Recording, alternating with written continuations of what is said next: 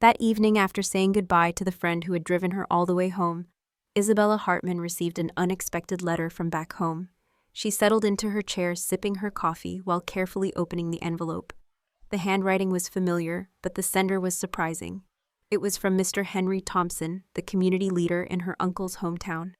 Because he didn't know how to send a letter overseas, it had been written a week earlier and only now reached her hands.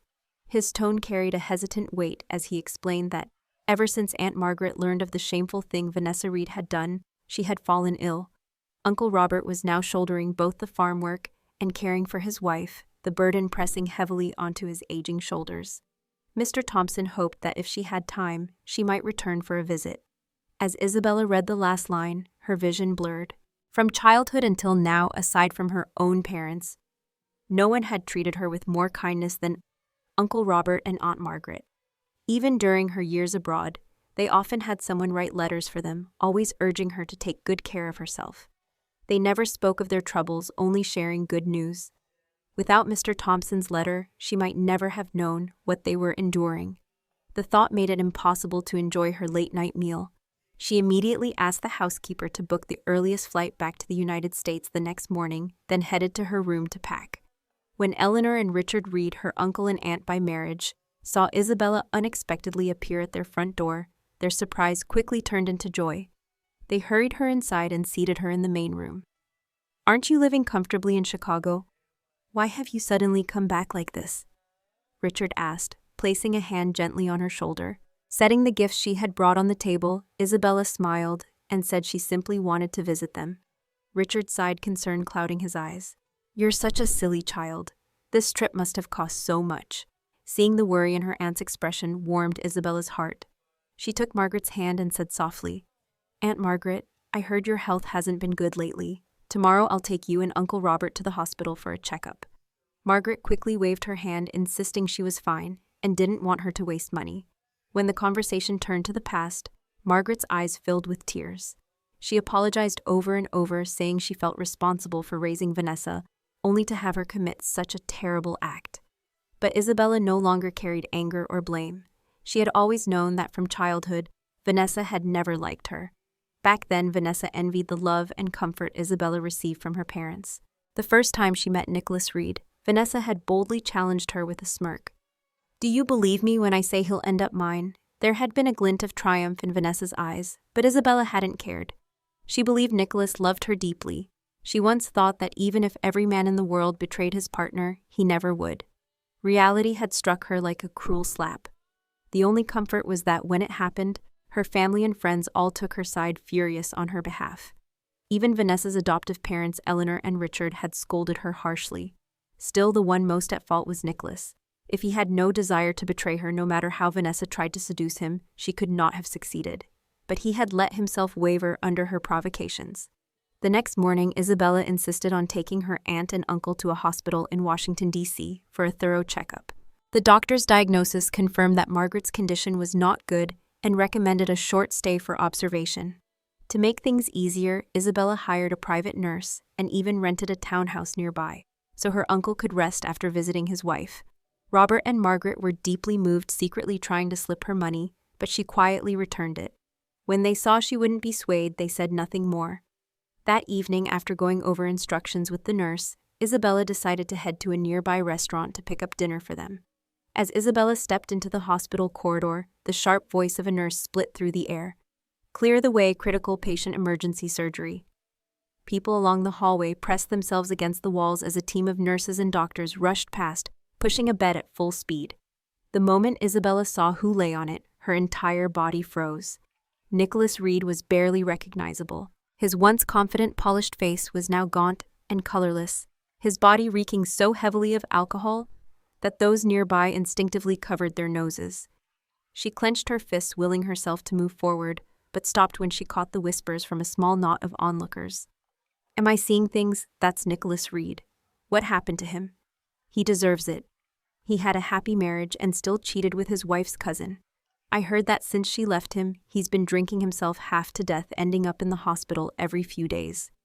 The rest of their words faded into meaningless noise. Isabella turned away and walked toward a restaurant outside the hospital.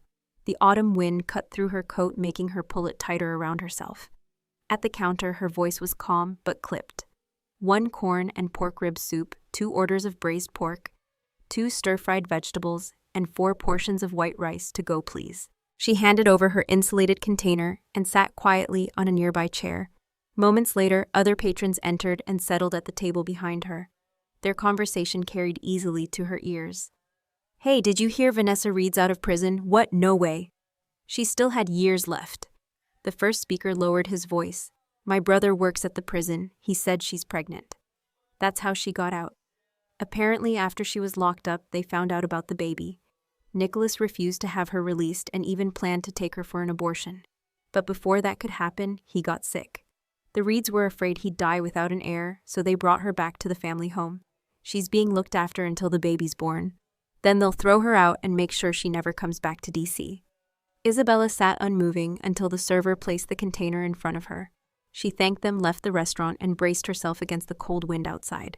Back in the hospital room, she handed the food to the nurse, who smiled in thanks and quietly stepped out, leaving the 3 of them alone. Through most of the meal, Isabella's mind drifted far away. She barely touched her chopsticks until Aunt Margaret gently placed a piece of braised pork into her bowl. "Isabella, what's wrong? Did something happen?" Pulled back into the moment, she forced a smile and shook her head. "No, Aunt Margaret." But inside, her thoughts were tangled. She knew that once Vanessa was out, she would need medical checkups. That could mean running into Nicholas, or worse, her aunt and uncle. If that happened, could her aunt, whose health had only just begun to recover, handle the shock? She had to find a way to prevent any encounter between them. What she didn't know was that Eleanor and Richard Reed had no intention of letting Vanessa appear in public. From the moment they brought her out of prison, they had assigned round-the-clock watchers. Even her prenatal visits were arranged at a private military hospital, far from prying eyes. They weren't afraid she might escape. There was nowhere she could run with the Reeds' reach in the capital. The real reason was to keep her away from Nicholas. They knew just how much he despised her. If he ever discovered she was still under their protection and carrying the baby, she wouldn't live to see the child born. As for Vanessa, escape had never crossed her mind. After the hollow gray existence behind bars, she had learned compliance. She understood clearly that her survival depended entirely on the life inside her. If she could bring the child safely into the world, she believed she would secure a comfortable future. For that reason, she obeyed every instruction, never raising her voice to any member of the household staff.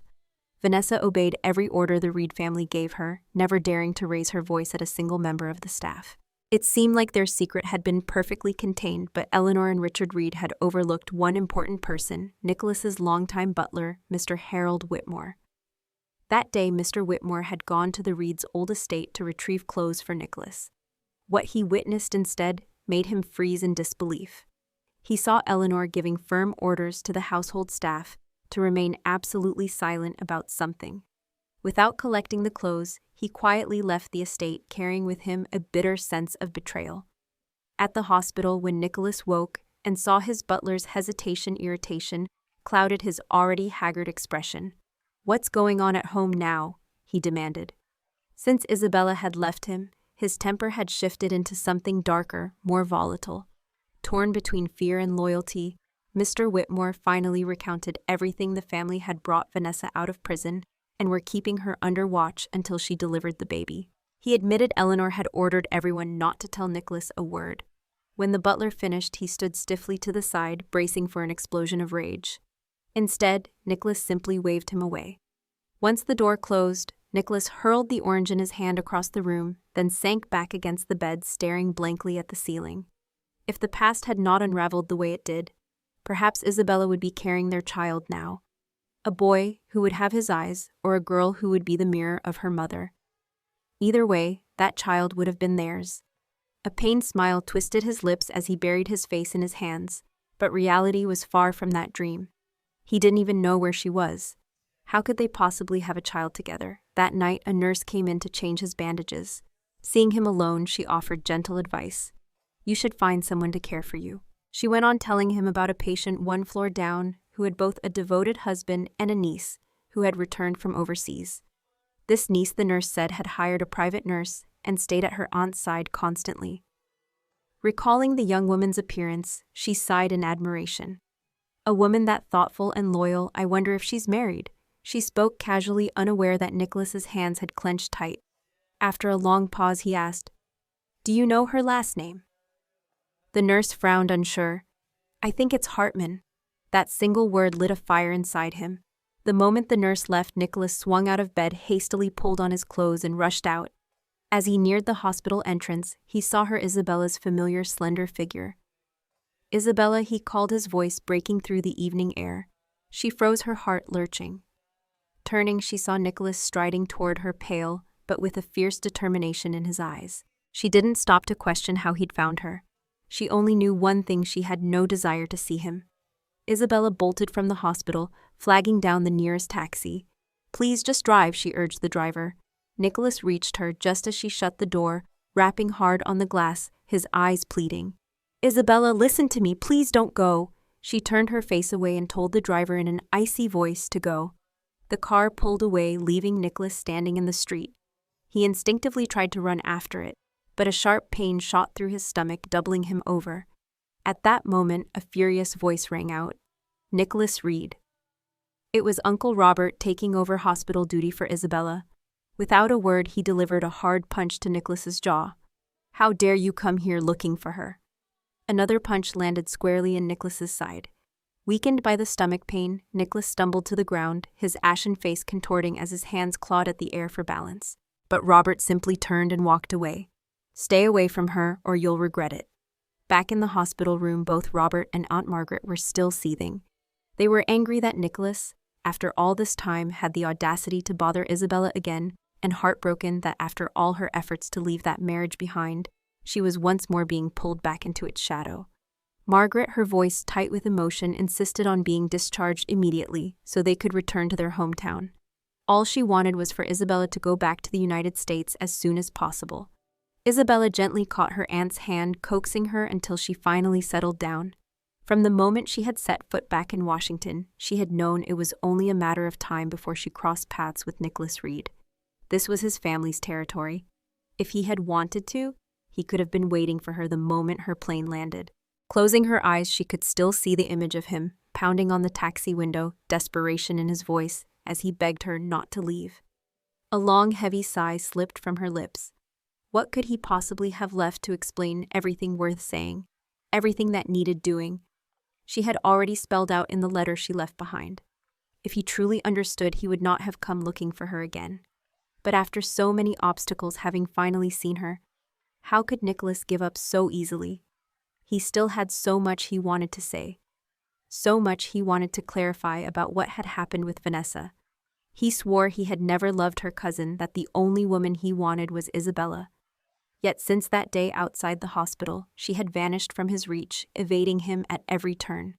For several days he lingered outside Uncle Robert's hospital room, enduring the frosty glares of her relatives and the murmurs of strangers passing by.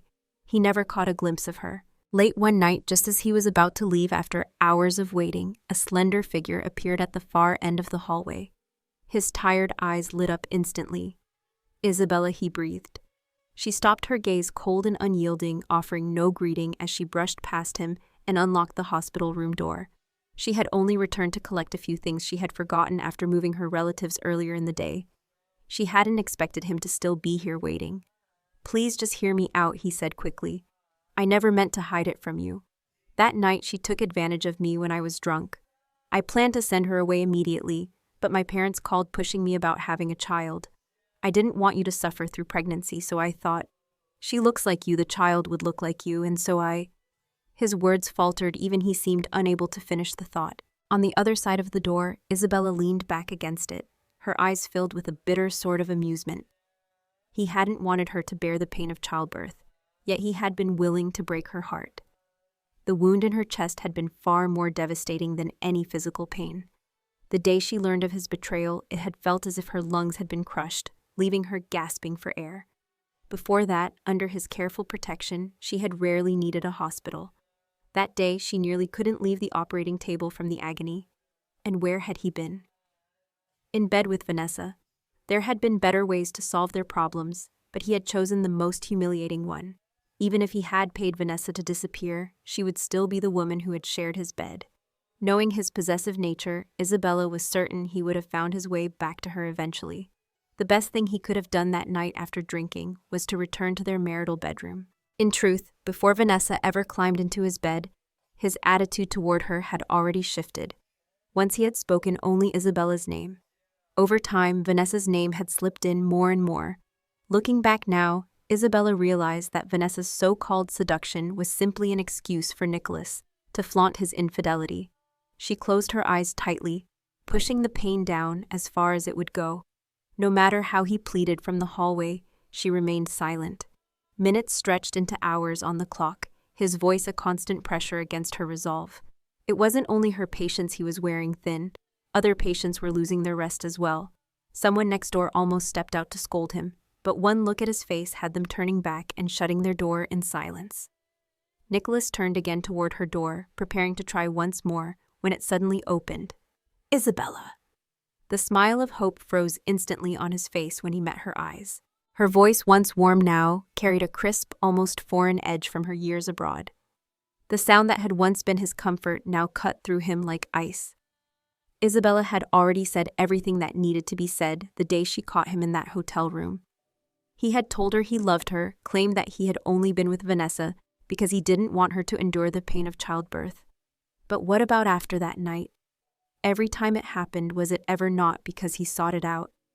She had seen it with her own eyes, had even heard the laughter, the whispers, the sounds she could never erase from her memory. Her hands curled tightly into fists, fighting to steady her breath. Years had passed, yet every time she thought of him with her cousin, her stomach turned with the same raw disgust, as if it had just happened. Filth was filth, no matter how many excuses it dressed itself in. Their marriage had ended the moment he betrayed her. She turned away, unwilling to look at him any longer, intent on leaving. But Nicholas caught her wrist, his grip desperate, his voice trembling. "No, it's not what you think. I'm not dirty, Isabella. If you think I am, I'll scrub myself clean. I swear I will. Just, please don't say those things to me." She wrenched her hand free, her lips curling into a cold, mocking smile. Once he had been the man she loved at first sight, the anchor she trusted her whole life to. But that man had chosen to crawl into another woman's bed. Why did you do it, Nicholas? Why, in the moments I needed you most, were you with her? And after all of it, how could you still say you love me? Her voice was calm, almost quiet, but every word landed with the precision and sharpness of a blade, driving straight into his chest. He stumbled back under the weight of her questions until his shoulders hit the wall with a hollow thud. His face drained of color. He opened his mouth, but nothing came out. Isabella stepped back, the smirk gone, her gaze steady and unflinching. "See, you can't even answer the simplest questions. What more is there for you to explain? If I could, I would rather have never met you at all." If she had never met him, she wouldn't have carried these wounds over and over, wouldn't have endured this endless ache. She looked at him, the man who now seemed nothing more than a stranger, drowning in his own misery. His mouth moved, spilling words, explanations, justifications, but they all fell empty against the undeniable truth that he had betrayed her. In the face of that truth, his pleas were nothing more than the hollow echo of a bad joke. She stood still, waiting for him to finish. When his voice finally died away, she asked flatly, "Are you done?" He nodded rapidly, eyes wide with the helpless look of a child awaiting judgment. But there was no reprieve coming. She had already wasted too much of her life on him. "If I stay here, my uncle and aunt will only worry," she said, her tone cool and final. She turned and walked away, leaving only one last sentence behind. "From now on, don't ever let me see you again." Her words landed like a final verdict, and Nicholas felt the ground give way beneath him. His legs weakened until he sank where he stood, watching her silhouette fade down the hall. Did she hate him that much? Was there truly not even the smallest chance left for him? A bitter laugh escaped him, twisted with regret and pain. Maybe those last words had finally broken something inside him, because in the days that followed she never saw him again. After her aunt was discharged from the hospital, Isabella kept them both at the courtyard house she had rented. She promised to take them sightseeing around Washington before they returned to their hometown. That afternoon, while they napped, she decided to step out for a walk. The moment she opened the door, she was met by several women standing in front of it, the Carter sisters-in-law from her old neighborhood. As soon as they saw her, they closed in. "Isabella, we heard you were back in the country," one of them said. "We wanted to come see you." It struck her that aside from Nicholas, almost no one had known she had returned. Her eyes flickered with a trace of ice before she softened her expression into a polite smile, inviting them inside. But they quickly waved off the invitation remaining at the doorway. "We just came to let you know," one of them continued, "after you left all those gifts you gave to the neighbors. They were returned to Nicholas." Not long after, Nicholas Reed sent more gifts to them, saying they were to thank them for taking care of Isabella Hartman all those years. Since they had accepted his gifts, they felt obligated to return the favor in some way. So they decided to come and talk to her, reminding her that she and Nicholas had once been husband and wife. They told her that Nicholas had truly realized his mistakes. They hoped she would give him a chance to make amends. In recent days, they said watching him spiral downward had been difficult even for them. Inside, Isabella found it almost laughable. Nicholas, unable to persuade her himself, had turned to the Carter sisters-in-law from the old neighborhood, begging them to help plead his case. She understood these women meant well, so she simply gave a faint smile and said nothing. Seeing her quiet resistance, they could only exchange a few polite remarks before taking their leave. The encounter left Isabella drained with no desire to continue her afternoon stroll. She closed the door, went back to her room, and lay down for a nap. But sleep brought no peace. In all the 3 months she had spent abroad, she had not once dreamed of Nicholas. Yet today, his face intruded upon her dreams. In her mind, it was their wedding day again. Nicholas was on one knee, holding the wedding band he had personally designed. His eyes were filled with tenderness as he gazed at the bride in a flowing white gown. "Isabella, will you marry me? I will spend my life loving you, protecting you, and never betraying you." The bride before him slowly lifted her head. But the face was not hers. It was Vanessa Reed. Nicholas didn't seem to notice anything wrong, smiling at Vanessa with the same affection he had once promised Isabella.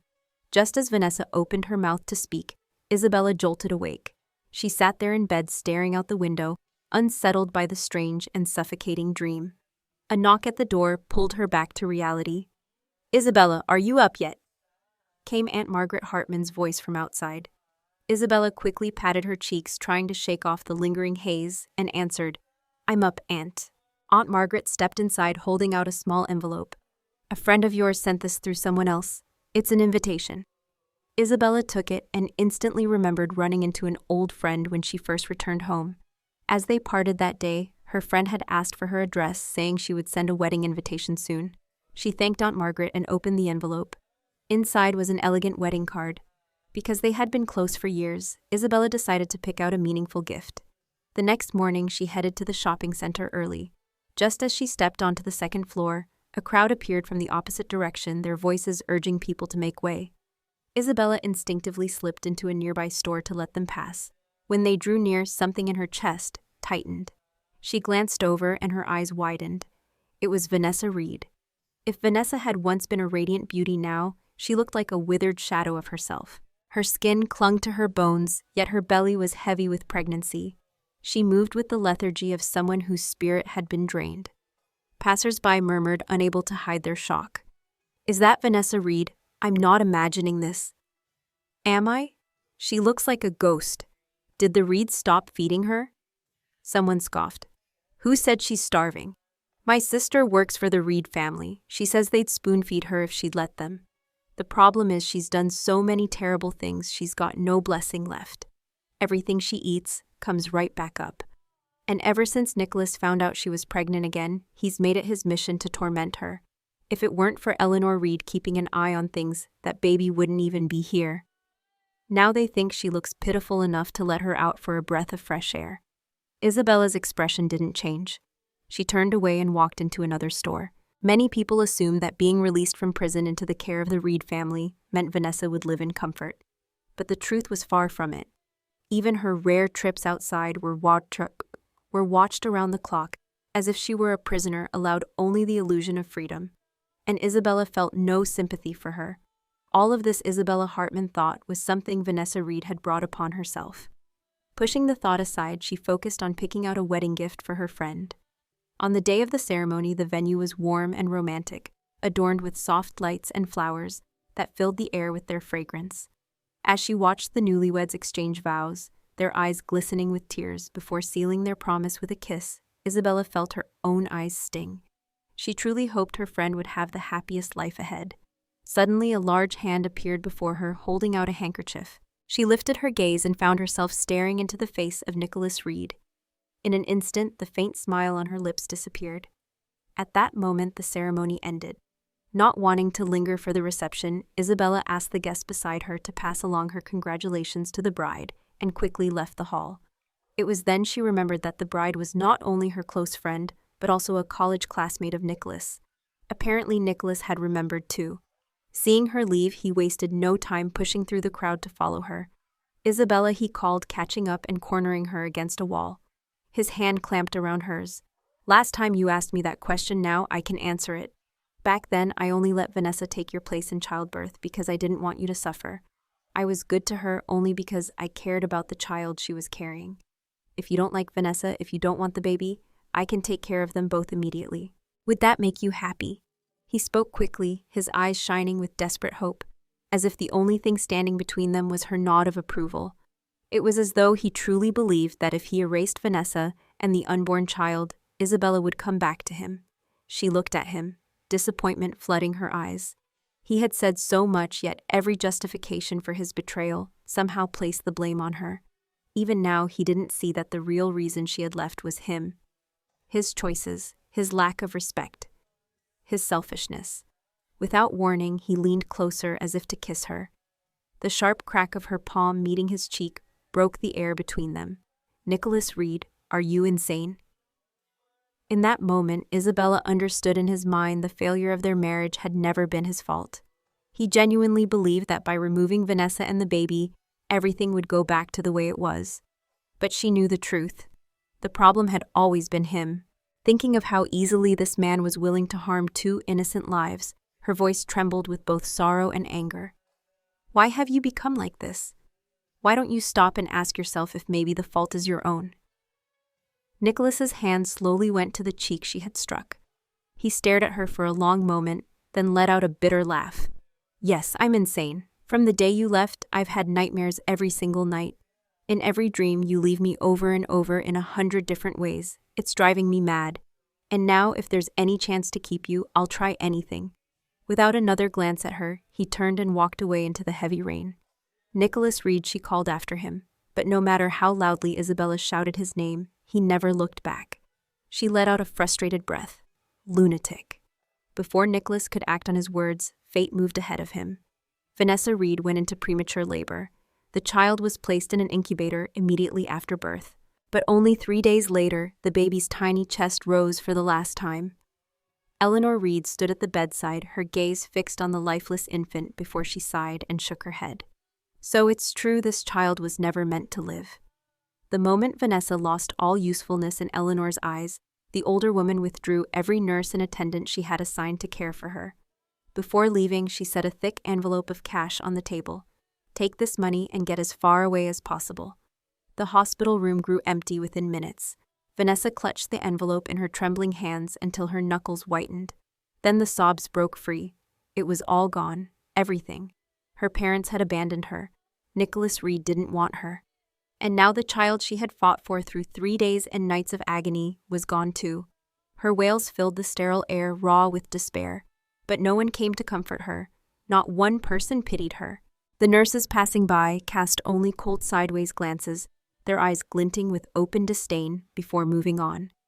But before her furious gaze could waver, a tall figure suddenly appeared in front of her. Nicholas Reed stood in the doorway of Vanessa Reed's hospital room, his cold eyes fixed on her. Only when the sound of her sobbing began to weaken did he finally push the door open and step inside. The room was the same, and the two of them were the same, yet the air between them felt entirely different. When Vanessa saw him, her first expression was startled surprise, quickly replaced by bitter hatred. Nicholas Reed, are you satisfied now? This is all because of you. I have nothing left. Looking at her twisted face contorted with rage, Nicholas let out a short, mocking laugh. Satisfied, I think this is far too light a punishment. He thought of how she had deceived him so completely, making him lose Isabella Hartman, the woman he loved. Rage flared in him again. He took a long stride forward, his hand gripping her chin so tightly she could barely breathe. His voice was like ice in the heart of winter. You should feel lucky the child didn't survive. Otherwise, you'd be leaving this world right alongside it. The hatred in Vanessa's eyes instantly gave way to sheer terror. During her months of pregnancy in the Reed household, she had learned all too well what Nicholas was capable of. Even though Eleanor Reed had assigned people to watch her 24 hours a day, Nicholas's men had still found ways to make her life unbearable. If it hadn't been for sheer luck, she might have died quietly, her absence unnoticed. Feeling the tremor in her body, Nicholas's gaze darkened. If not for Isabella's dislike of cruelty, Vanessa would have been gone long ago. The fact that the child hadn't made it brought him more relief than grief. With a look of contempt, he shoved her away and pulled out a handkerchief, wiping his hands as if she were something filthy. "Get out of here. If I see you again, the consequences will be far worse." With that, he slammed the door behind him. Vanessa's entire body shook as she clutched the blanket in her lap, his cold warning ringing in her ears. Across the city, Isabella Hartman had just waved goodbye to her adoptive parents as they boarded a car back to their hometown. A soft sadness lingered in her chest as she stood there for a moment watching the car disappear before turning to leave. Now that everything important in her life here had been resolved, she thought it was time to return abroad. Staying any longer would only weigh on her heart. She quickened her steps, determined to get home early. She wanted to return the 4-courtyard home she had been renting to her elderly neighbor before the sun went down. But when she arrived, the old man chuckled and said, "Someone already bought the house and gave it to you." What? Isabella's eyes widened in disbelief. The old man sat on his porch swing, lazily fanning himself with a bamboo fan, as he handed her a thick stack of property documents. "Take a look, your name's right there." Hesitantly, she took the papers from him. Her name stood out clearly in the corner, the handwriting instantly recognizable. Her brows furrowed as she prepared to ask a question, but the old man merely nodded toward the gate. "There. That's the one who bought it for you." She looked up and saw a familiar figure standing against the light at the entrance. His eyes were as gentle as they had been in the years past, watching her quietly. "Isabella," she said flatly. "Nicholas Reed, what are you trying to do?" After thanking the old man, she walked toward the gate and stopped in front of Nicholas. "I don't need your compensation." A flash of pain crossed his eyes. He reached out as if to hold her, but she pulled away instantly. "Isabella, I've resolved everything between us. Vanessa Reed is gone, and so is her child. She'll never come between us again. Can you give me another chance?" She shook her head slowly. "A chance, Nicholas Reed?" "Yes, there was a time I thought about giving you one." His eyes lit up for a brief moment, but her next words extinguished them completely. "If that night you had walked into our bedroom, or if the next day you had confessed everything to me, maybe we could have had a chance. But what did you do instead? You held Vanessa Reed in your arms in every corner of our home. Even when I was there, you still drowned in your pleasure with her. That day when I saw you and her on the rooftop, I realized something else. Even your closest friends knew you were betraying me." She slipped her cold hands into her coat pockets and let out a quiet sigh. "In that moment, I wondered if I was the only fool left in this world." Nicholas Reed's hands hanging at his sides clenched tightly as he stood there in silence, listening to every word she spoke. Everyone around us had been willing to help him hide the truth from me. Isabella Hartman let out a bitter laugh. "That's why, to punish you, I took the keys to your safe on your birthday. This courtyard house you bought for me, I don't need it. It's useless now." When she turned to leave, a pair of warm arms suddenly wrapped tightly around her from behind. She lowered her gaze to the hands locked around her waist and started to pry them off, but the man behind her spoke first, his voice trembling. "Bella, I'm sorry." Her words had finally broken through, forcing him to face his mistakes. If he had done wrong, he needed to apologize to try to make amends, and to hope she might forgive him and come back. But for Isabella, his apology had come far too late. He could have said those words the day after everything happened, or while she still held even the faintest hope for him. But not now that her heart had turned to stone. She was silent for a long time before gently removing his hands and walking away. "Bella," he called, stepping in front of her, desperation in his eyes. "Why won't you give me another chance?" From the very first day they met again, he had been trying to win her back. Yet no matter how he explained or what he did, she remained unmoved. "You loved me so much before," he pleaded. "Why can't you give me one more chance? If you think the old house still carries Vanessa Reed's presence, I'll tear it down. If the gifts I gave you make you sick, I'll replace them all. If you think I'm filthy, I'll bathe 100 times over. But what if it's your heart that's already been tainted?" Her voice cut through the air cold and sharp, and he had no answer. She gave a faint, bitter smile, then turned away, leaving him standing there in a cloud of disappointment. The next day, Isabella began packing her things, preparing to return to New York. She had once thought of bringing her adoptive parents, Vanessa's parents, to live with her in the States. But they were deeply attached to their simple life in the countryside and could not bear to leave the land they had known all their lives. Understanding their hearts, she didn't press them, only slipping a sum of money beneath their pillow before she left a quiet token of gratitude and care. Before her flight, she arranged a farewell dinner with her closest friends from home. One friend drank more than usual and couldn't hide his sadness at her departure. "Once you leave, who knows when we'll see each other again. When the chance comes, you can visit me in America," Isabella said with a small smile. They exchanged addresses so they could keep in touch through letters. The table was filled with laughter and clinking glasses. When her teacup emptied, she reached for the server to pour more, but a tipsy friend waved her off. "Let me get it for you." Everyone tried to stop him, but he insisted, grabbing the teapot and heading out. Less than a minute later, the sound of a commotion erupted outside, followed by startled glances and worried murmurs.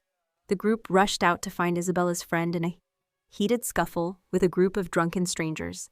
Isabella's heart pounded. She stepped forward, trying to mediate with her friends, quickly joining to calm things down.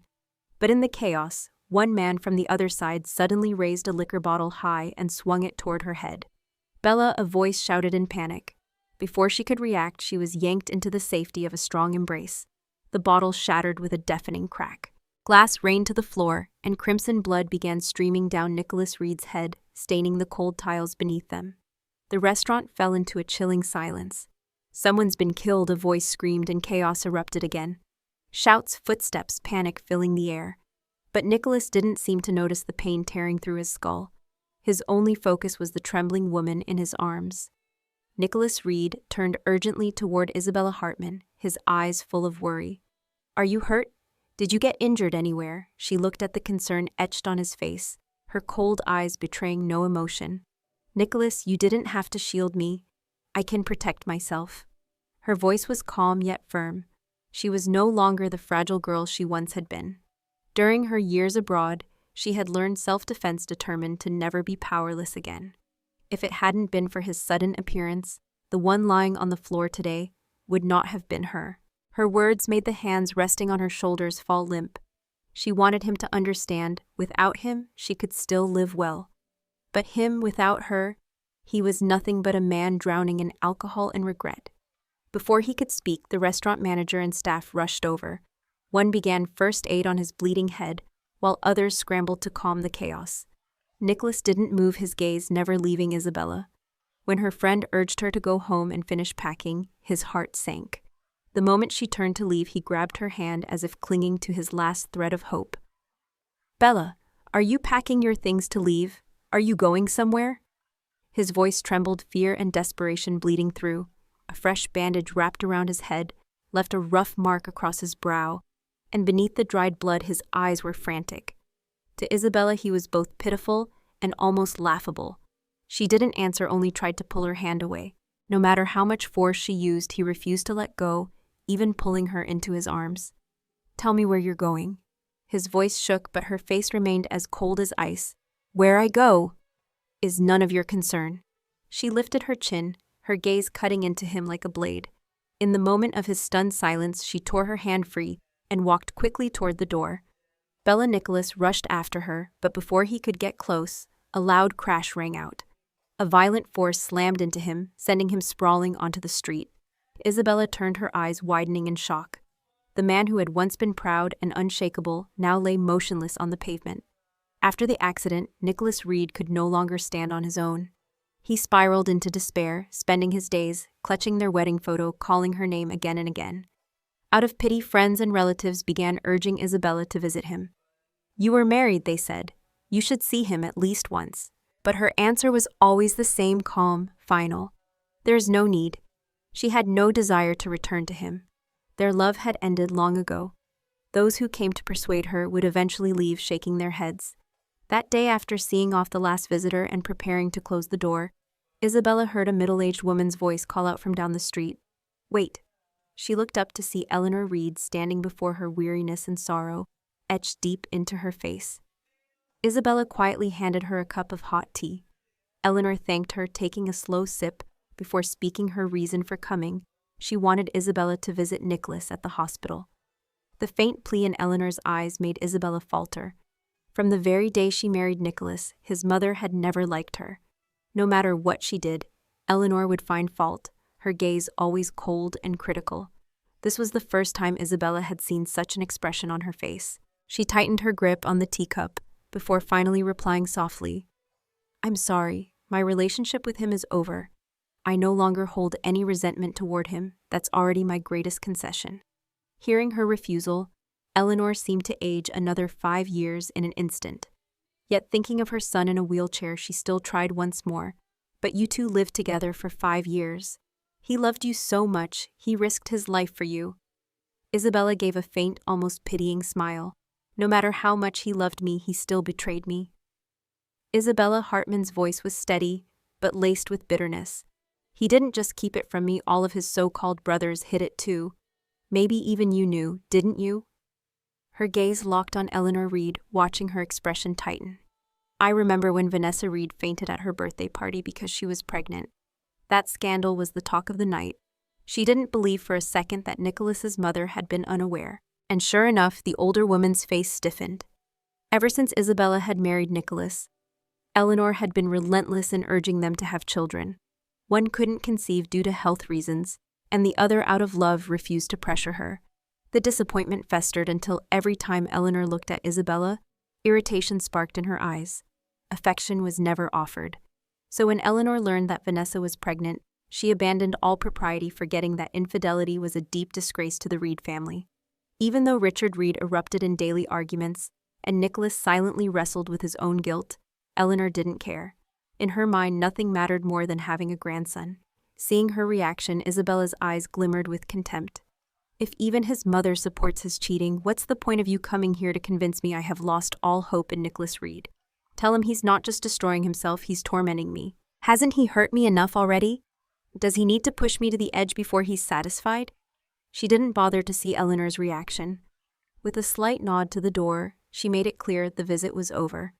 Eleanor left in silence, but when she arrived at the hospital alone, Nicholas caught sight of her empty hands and the absence of anyone behind her. The last flicker of light in his eyes died. He said nothing, only waved for her to step outside. Alone, he clutched their wedding photo, his tears falling onto Isabella's smiling face, frozen in time. The truth was, from the very beginning, he had known that if he didn't want it, Vanessa would never have had a chance to crawl into his bed. But he had kept telling himself it was because he couldn't bear to let Isabella endure the pain of childbirth. Slowly, the lie became easier to believe, and the stolen moments with Vanessa became something he craved.